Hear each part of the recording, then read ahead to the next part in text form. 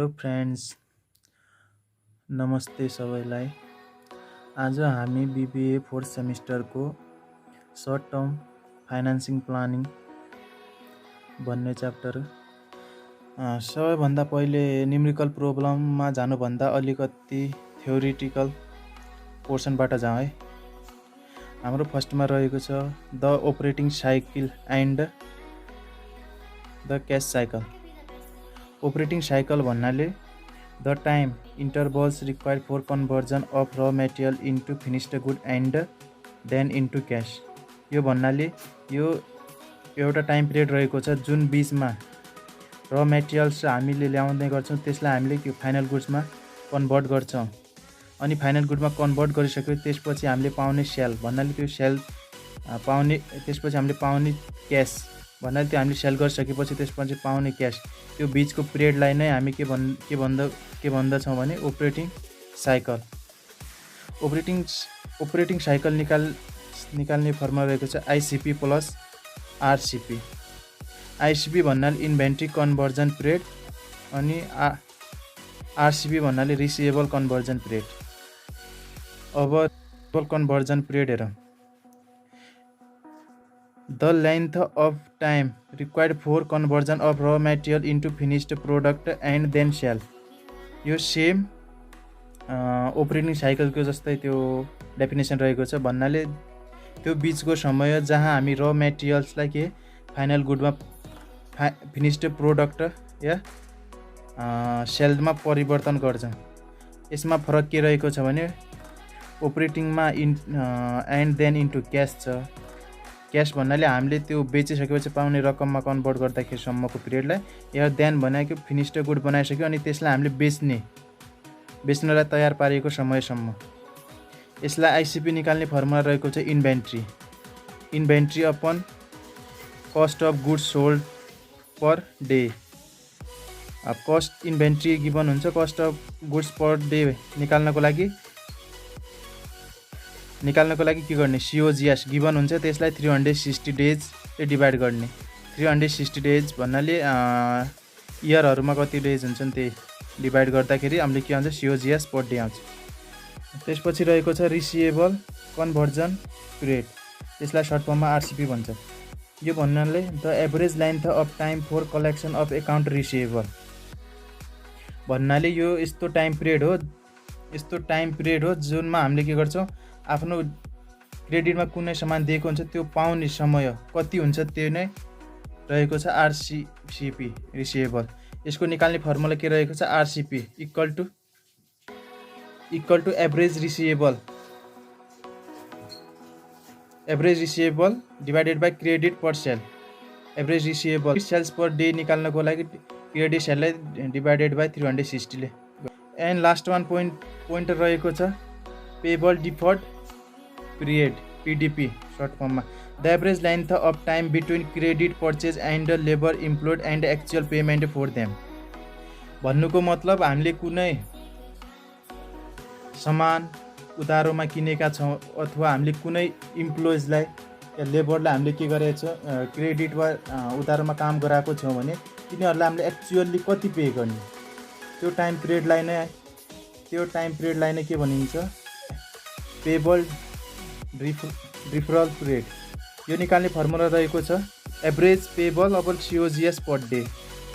Average payable upon COGS per day, average payable भइहाल्यो अनि सिओजिएस per day निकाल्नको लागि सिओजिएसलाई 360 ले के गर्ने, डिभाइड गर्ने। आफ्टर द्याट नेक्स्ट टपिक रहेको छ how to calculate CCC. CCC means cash conversion cycle. यसको डेफिनेसन हेर्दाखेरि the time interval between outflow of cash and its inflow through sales and collection from customer. भन्नको मतलब यसको त्यो समयभित्र जहाँ हामीले के गर्छ, आफ्नो क्यास आउटफ्लो हुन्छ अनि इनफ्लो हुन्छ, सेल्स थ्रु के हुन्छ, इनफ्लो हुन्छ, एन्ड त्यो कलेक्सन फ्रम कस्टमर। भन्नको मतलब आउटफ्लो क्यास र अनि त्यो इनफ्लोको त्यो टाइम पिरियड कति हुन्छ, आफ्टर हामीले सेल गरेर कस्टमर थ्रु हामीले पैसा पाउने त्यो टाइम पिरियडलाई नै के भन्छ, क्यास कन्भर्जन पिरियड। अब क्यास कन्भर्जन पिरियड निकाल्ने फर्मुलाको लागि रहेछ operating cycle minus payable deferral period यो हामीले अगाडि नै हेरिसकेका छौँ। अपरेटिङ साइकल निकाल्ने फर्मुला रहेको छ आइसिपी प्लस आरसिपी। आइसिपी भने inventory conversion period plus receivable conversion period. Finally हाम्रो सिसीको फर्मुला तयार हुन्छ आइसिपी plus RCP minus PDP. आइसिपी plus RCP चाहिँ हाम्रो के रह्यो, अपरेटिङ साइकलको फर्मुलाबाट आयो। यो चाहिँ अपरेटिङ साइकल माइनस यो भन्दा पनि हुन्छ। यदि यसलाई त्यो खोलेर लेख्नु चाहनुहुन्छ भने आइसिपी प्लस आरसिपी माइनस पिडिपी। यसै सम्बन्धी रिलेट एउटा न्युमेरिकल प्रोब्लम हेरौँ। मैले यो क्वेसन पियुबाट लिएको छु। 2016को 2012को स्प्रिङ रहेको छ। यसमा हाम्रो जो मैले स्क्रिनमा देखाइरहेको छु त्यो क्वेसन हेर्न सक्नुहुन्छ। इन्भेन्ट्री कन्भर्जन पिरियड गिभन छ ICP 75 days. Then receivable conversion period पनि गिभन छ RCP 38 days. Payable deferred period PDP त्यो पनि हामीलाई गिभन छ 30 डेज। अनि हामीलाई सुरुमा के भनेको छ, length of cash conversion cycle यानि कि सिसिसी निकाल्नको लागि भनेको छ। त्यसको लागि हामीले हेरिसकेका छौँ। त्यसको लागि फर्मुला रहेको छ ICP plus RCP minus PDP. आइसिपी plus RCP भनेर अपरेटिङ साइकलको त्यो रह्यो, त्योबाट पिडिपी घटाउने कति दिएको छ आइसिपी 75 प्लस 38 माइनस 30 गर्दाखेरि कति आयो 83 डेज। त्यो चाहिँ हाम्रो के आयो सिसिसी। अनि हाम्रो क्वेसन नम्बर बीमा के भनेको छ, Apple's annual sales are RS 33,75,000 and all sales are in credit. What is the firm's investment in account receivable. भन्नुको मतलब एनुअल सेल्स दिएको छ 33,75,000 जो त्यो पुरै क्रेडिटमा भन्दा सब उधारोमा छ। अब हामीले यहाँबाट के निकाल्ने भन्दाखेरि के भनेको छ, firms investment in account receivable. Account receivable कति हुन्छ त्यो हामीले यो थ्रु फाइन्ड आउट गर्ने। हामीलाई थाहा छ आरसिबी इक्वल्स टु के हुन्छ, अकाउन्ट एभरेज रिसिभेबल अनि क्रेडिट सेल पर डे। यता देख्नुहुन्छ क्रेडिट सेल्स पर डे निकाल्नको लागि हामीले टोटल क्रेडिट सेल कति रहेको छ 33,75,000 त्यो डिभाइडेड बाई 360 गरेर त्यो गर्ने। त्यो गरेर कति आएको छ हाम्रो तल हेर्न सक्नुहुन्छ 9,375। एभरेज रिसिभेबल हामीले त्यो फाइन्ड आउट गर्ने, त्यो एज इट रह्यो। अनि आरसिपी त्यो अलरेडी क्वेसनमा गिभन छ 38 अनि एभरेज रिसिभेबल गर्नको लागि 38 इन्टु 9,375 गर्ने।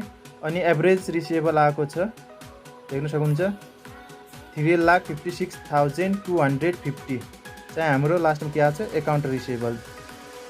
अब हाम्रो लास्टमा सोधेको छ थर्ड नम्बरमा, how many times per year does Apple turn over it's inventory. भन्नको मतलब इन्भेन्ट्री टर्न ओभर कतिको रहेको छ भने इन्भेन्ट्री टर्न ओभरको फर्मुला रहेको छ 360 डेज भन्नाले एक इयरमा कतिवटा डेज हुन्छ डिभाइडेड बाई आइसिपी भन्नाले inventory conversion period. Inventory conversion period त्यो हाम्रो क्वेसनमा गिभनै छ 75 अनि त्यसलाई 365 डिभाइडेड बाई 75 गर्दा कति आउँछ हाम्रो 4.8 टाइम्स। थ्याङ्क्स, आजलाई यति नै गरौँ। अरू अब अर्को क्लासमा हेरौँला। यो धेरै हार्ड छैन कोर्स, अलि यो फर्मुला रिलेटेड छ। हामीले फर्मुला राम्रोसँग याद गर्न सक्यो भने इजिली सल्भ हुन्छ। And thank you for watching. Okay, bye by.